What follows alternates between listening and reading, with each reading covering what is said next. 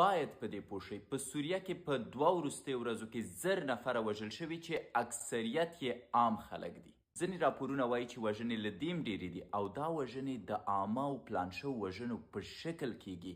دا د سوریې په 14 کلونو کې تر ټولو ډېره ستره عامه وژنه ده. شاید پوښتنه دا ده چې دا وژنې ولې کیږي. په تیر 2023 کال کې د بشار الاسد د پیړیو حکومت له منځه لاړه او 14 کلنه کورنۍ جګړه په سوریه کې پای ته ورسېده، خو د نوي مشر د راتګ سره خبرې بدلې شوې. خو په سوریه کې پراخه استخباراتي کړۍ کار کوي او د دې نوي نظام پر وړاندې هم خلک راپورته کړه چې په سې شنبه کې یو جنګ ونښته او د دې جنګ له امله اوس دا نوی نظام کوشش کوي چې هر هغه څوک چې د دوی په خلاف راپورته کیږي د عامه قتل په څیر ووژني.